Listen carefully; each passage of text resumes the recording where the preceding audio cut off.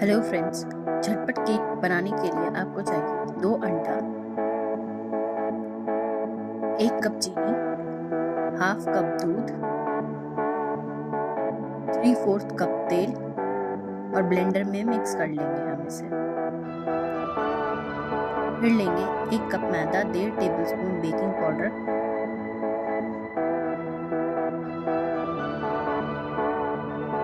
Blender का mixture मिला देंगे और वनीला एसेंस डालेंगे और मिक्स कर लेंगे।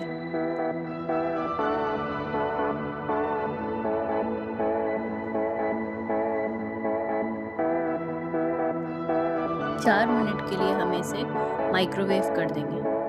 हमारा केक रेडी है।